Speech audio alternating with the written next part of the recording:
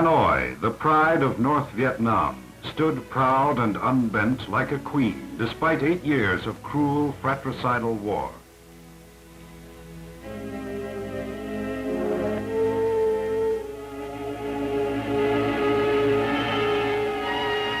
This Delta region had suffered horrors untold, and yet each communist attack, each murderous onslaught, left undaunted the spirit of the people. As men fell like stalks of grain under the scythe of the grim reaper, more sprung up to fill the gaps left by the ones that fell.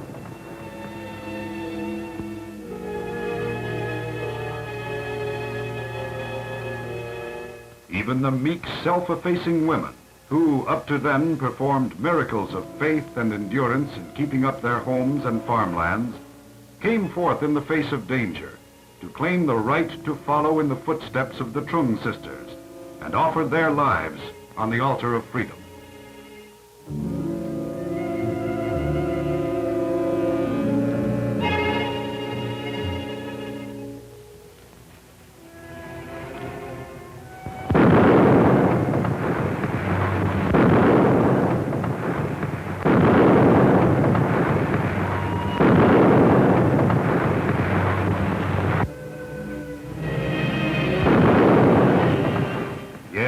Here was a whole population united in the single purpose of defending their right to think and live in their own way.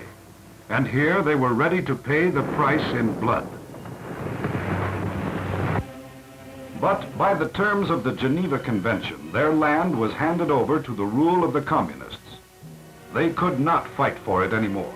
The war was over, and they were being told to submit to the rule they had so bitterly and painfully opposed.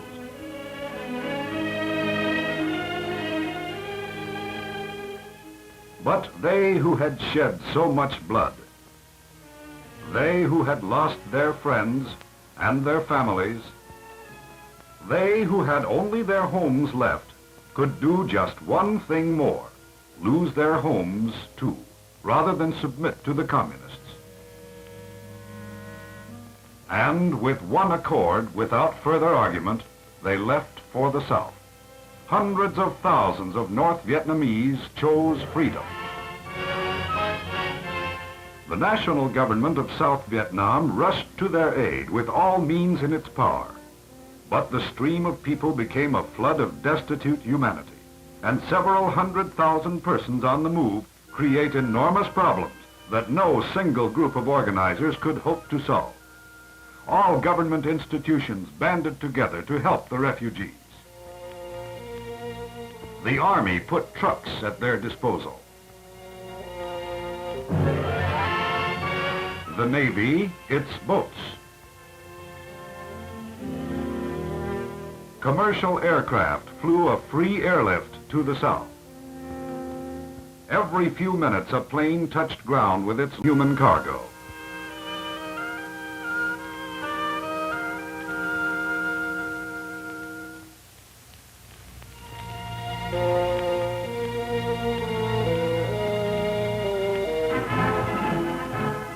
American aid flew supplies, gasoline, food, medicines.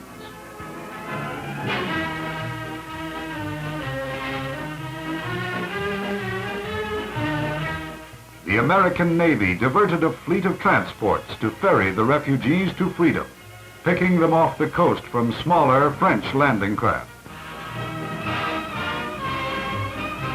News of the gigantic refugee problem was sent out to the free world, and civic-minded organizations everywhere were quick to understand that this exodus could create what would amount to a state of emergency.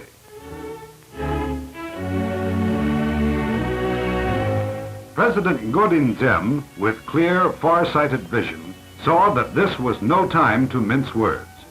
He broadcast an appeal to the free world, stating the magnitude of the situation. Time is of the essence, he said, and the free nations understood. The Philippines sent a team of observers to survey on the spot the situation. The Junior Chamber of Commerce called it Operation Brotherhood. The Vietnamese, through their premier, President Ngo Dinh Diem, received this mission warmly. It was headed by Mrs. Pasita Madrigal Wands. Secretary of Social Welfare of the Republic of the Philippines. Oscar Arellano of the Philippine Junior Chamber of Commerce energetically pushed the drive.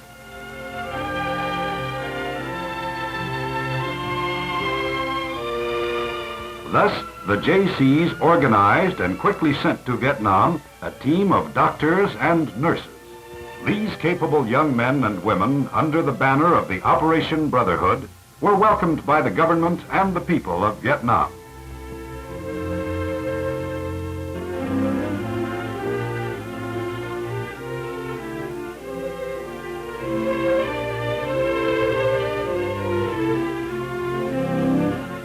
They took up work among the refugees in their resettlement centers around the capital.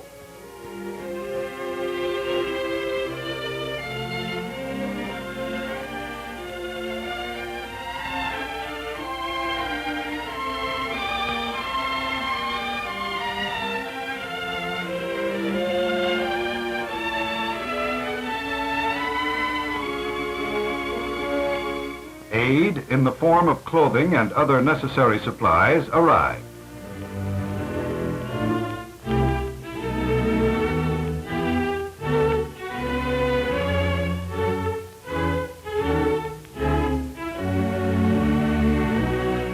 Gathered in institutions like this one, where Girl and Boy Scouts sorted them out and made bundles for distribution.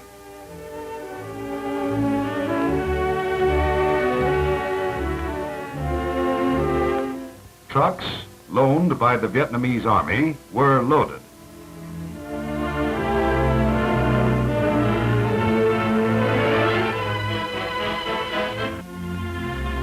And soon the gifts from the free world began to reach the refugees right in the camps.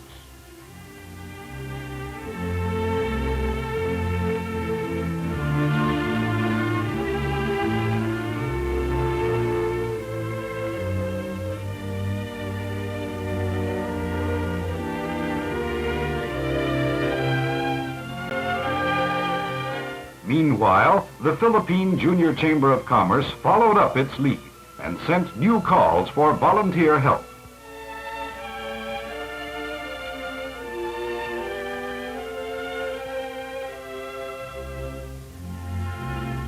The call reached well-established professionals in their clinics, dentists busy with their patients, nurses efficiently assisting physicians,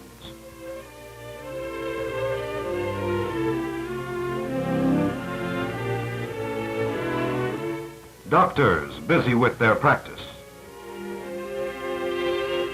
Men and women flocked to offer their services, willing to abandon homes and lucrative engagements. They had heard that Vietnam was in trouble, and that was enough for people who valued liberty more than life itself. And so, another group of Filipino doctors and nurses arrived in Vietnam and were received with open arms by everybody. Yesterday, they were happy and comfortable in their homes and offices. Today, they are happy in the thought that they are helping their friends and neighbors.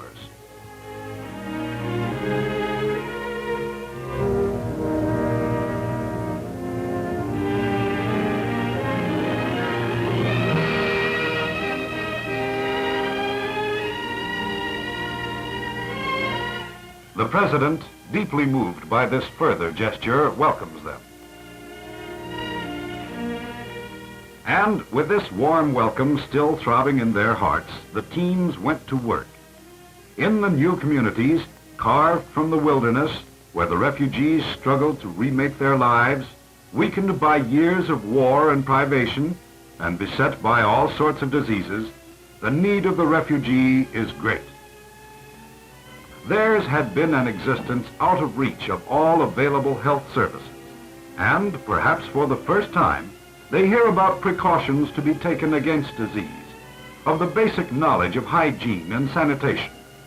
Therefore, instruction on these matters becomes a critical part of the duties of these doctors and nurses from the Philippines.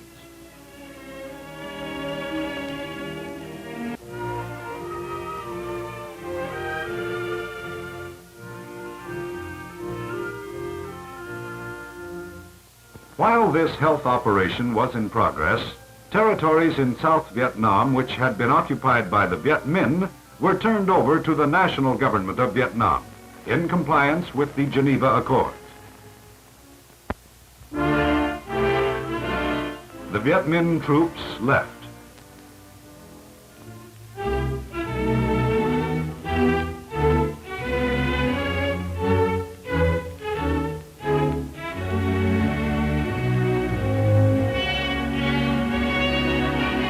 And over the land that they had ruled remained destruction, hunger in many places, and disease everywhere.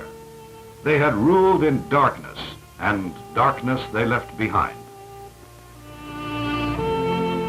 But in Ca Mau, in the heart of the fertile lands of South Vietnam, bathed by numerous streams and canals, where the inhabitants had managed to keep enough fish and rice to live without hunger, the health situation was bad.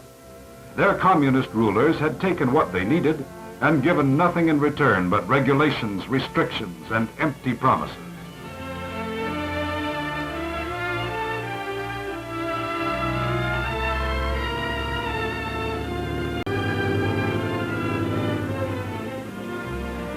By deeds, not words, close behind the first troops of the National Vietnamese Army, the medical teams of Operation Brotherhood, working in close cooperation with the doctors and nurses of Vietnam, stepped into the breach, making up for years of neglect.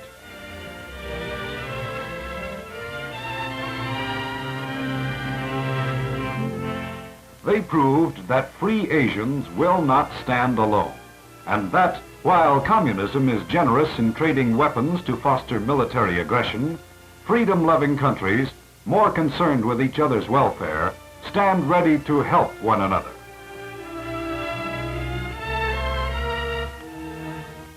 Schools, churches, bridges, roads, these will be rebuilt, but first comes the care of the body. A healthy population will find strength and endurance to rebuild. With this comes the exaltation of the spirit and the satisfaction of a job well done. This is the crucial test of a great experiment in international cooperation, founded in love and service.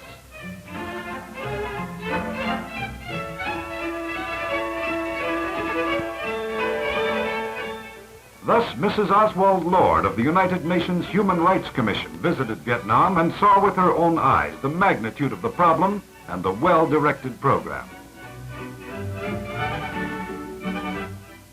U.S. Secretary of State John Foster Dulles was well impressed and sees the Operation Brotherhood as an outstanding achievement that should be expanded and should get full support from the United States.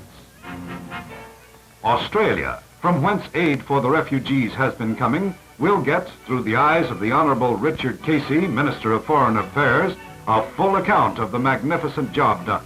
The attention of these outstanding personalities and the promise of more help to come are indeed a bright hope in the future. But meanwhile, the steady work goes on. The medical teams are healing the damage inflicted by disease and neglect on human bodies. And at the same time, they are building the trust of the people in a government that has the greater interest of its citizens at heart, and laying the foundation for a deeper understanding among sister nations, strong in their unselfishness, a solid basis for a lasting peace.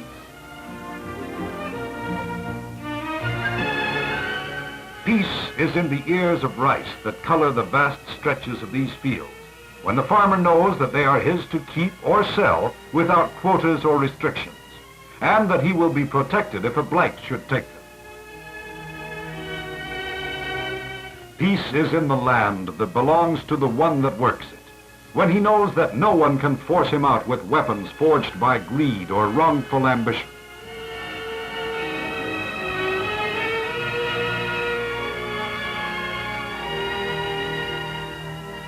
Peace is in the home, when it is the housekeeper's castle. And in the bosom of this portion of Asian earth will soon flourish the same ideals that made Operation Brotherhood possible. The dream of a world of free men working and living together in harmony and mutual trust, like brothers. For in brotherhood, there is no aim at domination. In brotherhood, we shall find the wisdom of life.